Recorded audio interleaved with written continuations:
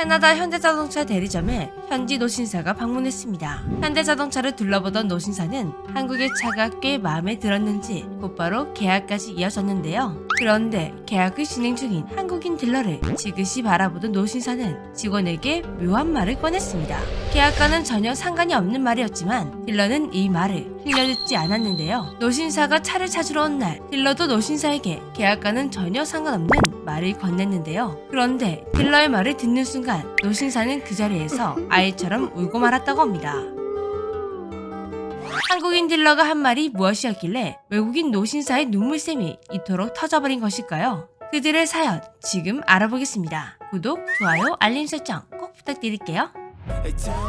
2012년 캐나다의 노신사 도널드 엘리엇씨는 캐나다에 있는 현대차 미시소거점을 방문해서 차를 계약했습니다. 그런데 엘리엇씨는 자신을 맞이해준 동양인 딜러를 물끄러미 바라보다가 이런 질문을 던졌습니다. 혹시 한국인인가요? 동양인 딜러가 한국인이 맞다고 하자 엘리엇씨는 굉장히 반가워하며 어떤 이야기를 시작했습니다. 캐나다에서 평생을 살아온 엘리엇씨가 왜 한국이라는 말에 반가움을 느낀 것일까요? 그에게 한국이라는 나라는 정말 멀고도 가슴 아픈 그런 나라라고 합니다. 큰형이 6.25 때 참전했다가 전사했습니다. 그런데 당시에 돈이 너무 많이 들어 가보지도 못했고 이제는 무덤이 어디 있는지조차 알 수 없어 가볼 수가 없습니다. 60년 전 낯선 나라의 자유를 지키기 위해 떠난 형이 영원히 돌아오지 못한 곳, 그곳이 바로 한국이었던 것입니다. 어려운 형편에 형의 묘지조차 찾지 못한 채 수십 년의 세월이 흘러버렸다고 하는데요. 그러나 그는 한국을 원망하지 않았습니다. 오히려 한국은 자신의 형이 피를 흘리며 자유를 지켜준 나라라고 자랑스러워했습니다. 겨우 20살밖에 되지 않은 형이 한국에서 생을 마감했다는 소식이 들려왔을 때 엘리엇씨와 가족들은 슬픔을 삼킬 수밖에 없었습니다. 한창 정쟁 중이었던 한국을 직접 방문할 수도 없고 시신만 옮겨오는 것도 많은 돈이 필요했습니다. 형편이 어려웠던 엘리엇씨 가족들에게는 형을 고향으로 옮길 만한 돈이 없었다고 하는데요. 많은 시간이 흘러 슬픔은 무뎌졌지만 형에 대한 그리움은 사라지지 않고 언제나 가슴 한켠에 남아있었다고 합니다. 그 그리움이 한국인 딜러를 보자 터져나왔던 것인데요. 엘리엇씨의 말을 묵묵히 듣고 있던 한국인 딜러 신상묵 씨는 자신이 뭔가 도울 수 있는 게 없을까 생각하다가 한 가지를 물어보았다고 합니다. 혹시 큰형님 성함을 알 수 있을까요? 로이 다글라스 엘리엇입니다. 그렇게 자동차 계약이 다 끝난 뒤 신상묵 딜러는 더 바빠졌는데요. 엘리엇씨가 차를 인수하러 오는 것은 3일 뒤 72시간 안에 무엇이라도 차지할만 했습니다. 우선 엘리엇씨의 이야기를 토대로 큰형님의 성함과 1953년에 전사하셨다는 것에 집중해서 정보를 수집했습니다. 이름 하나만 가지고 서울에서 묘비를 찾는다는 것은 쉬운 일이 아니었습니다. 일단 서울에 묘지가 있다는 말에 인터넷부터 전화까지 모두 돌려가며 수소문을 해봤지만 도무지 찾을 수가 없었는데요.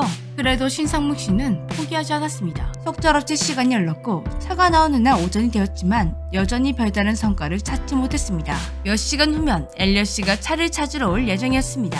이대로 아무것도 해줄 수 없는 것인가 망연자실하고 있던 신상묵 딜러는 혹시나 하고 엘리엇씨가 말해준 서울이 아닌 부산에 있는 유엔기념공원 사이트에 들어가 보았다고 합니다. 그곳에서 전몰용사 리스트를 확인하던 신상묵 딜러는 심장이 벅차올랐는데요. 그토록 찾던 이름 로이 더글라스 엘리엇이 이 리스트에 적혀 있었기 때문이죠. 사이트에는 묘비 사진까지 올라와 있었는데요. 그는 곧바로 사진이 현상에서 액자에 넣었습니다. 묘비에는 이렇게 적혀 있었습니다. Erd Elliott, 17th April 1953, age 20. 20살의 젊은 청년이 낯선 땅에서 낯선 땅의 자유를 위해 싸우다 눈을 감은 것입니다. 그날 후 차를 찾으러 온 엘리엇씨에게 신상묵 딜러는 액자를 선물하며 형의 묘지에 대한 정보도 전해주었습니다. 생각지도 못한 선물을 받게 된 엘리엇씨는 크게 놀라더니 이내 그 자리에서 액자를 꼭 껴안고 눈물을 흘리기 시작했습니다. 60년 만에 큰형님의 소식을 알게 되었으니 그 감정은 누구도 감히 표현할 수 없었을 것입니다. 엘리엇씨는 연신 고맙다는 말을 되뇌었습니다. 이에 신상묵 딜러는 이런 말을 건네었습니다. 큰형님 덕분에 제가 여기 있을 수 있었습니다.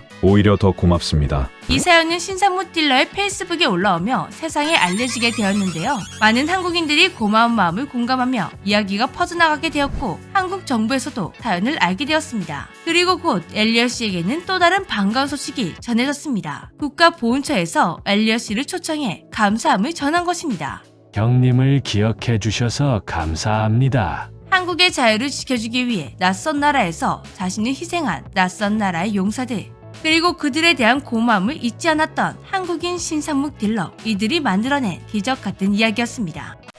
캐나다는 6.25 때 미국, 영국에 이어 세 번째로 많은 27,000여 명을 파병했습니다. 그중 516명이 전사했고 30여 명이 실종, 1,200여 명이 부상을 당했습니다. 엘리엇 씨의 큰형 로이 더글라스 엘리엇 상병이 속했던 캐나다 제2보병대대는 1951년 4월 가평 전투를 승리로 이끄는데 큰 공을 세운 부대였습니다. 중공군이 캐나다군이 위치한 곳을 주요 공세 목표를 지정하면서 캐나다군이 많은 피해를 입을 수밖에 없었다고 하는데요. 그러나 캐나다군은 절대 그곳은 뚫려서는 안 된다며 끝까지 사수하는 데 성공했다고 합니다. 이는 캐나다군이 한국에서 수행한 작전 중 가장 위대한 전투로 꼽히고 있습니다. 이하 신상무 씨가 직접 올린 SNS의 글입니다. 손님이 왔다. 차를 팔았는데 나에게 한국인이냐고 물어보더라. 그렇다고 했더니 큰형이 한국전쟁에 참전했는데 한국을 위해 싸우다 죽었단다. 놀라웠다. 하지만 돈이 너무 많이 들어 큰형 무덤에 한 번도 가보지 못했단다. 한국에 무덤이 있다는데 어디 있는지도 모르겠다고 했다. 도와주고 싶었다. 이름을 물어봤다. 로이 더글라스 엘리엇이란다. 어떻게 찾을 수 있는 방법이 없을까 검색하다. 한국전쟁 참전 웹사이트에 들어가 혹시 사진이라도 남아있는 게 있을까 하고 봤다. 큰형의 무덤 사진이 웹사이트에 올라와 있는 것이 아닌가. 오늘 차를 픽업하기로 했는데 아침에 부랴부랴 스테이플즈 가서 이 사진을 현상해서 액자에 넣어서 주었다. 사진을 껴안으며 울면서 정말 고맙단다. 오랫동안 이름만 부르며 기도하고 한 번도 이 사진을 본 적이 없단다. 그래서 내가 그랬다. 당신의 큰형 때문에 제가 지금 여기에 있습니다. 고맙습니다. 마음이 행복한 오늘. 낯선 나라의 자유를 위해 기꺼이 달려와준 당신들이 있었기에 한국은 아픔을 딛고 일어섰습니다. 모든 참전 용사의 희생과 공헌을 가슴 깊이 새기겠습니다. 고맙습니다. 엘리엇 씨의 큰형처럼 한국을 지키러 왔다가 고향에 돌아가지 못한 참전 용사가 많습니다. 그중 2,300여 명이 유엔 기념공원에 잠들어 계신데요. 그곳에는 엘리엇 씨 가족과 같은 사연을 가진 안장 용사들이 많습니다. 혹시나 여러분이 주변에서 이런 사연을 접하게 된다면 유엔 기념공원 홈페이지를 찾아보시기 바랍니다. 참전 용사의 국가와 이름만 알면 이렇게 검색이 가능한데요. 그리고 유엔 기념공원에서 가족을 찾았다면 곧바로 한국을 찾지 못해도 이렇게 VR 탐방으로 안장 용사의 묘를 확인할 수도 있습니다. 부디 이곳에 잠들어 계신 분들이라도 모두 가족을 찾았으면 좋겠습니다. 지금까지 재미주였습니다. 안녕.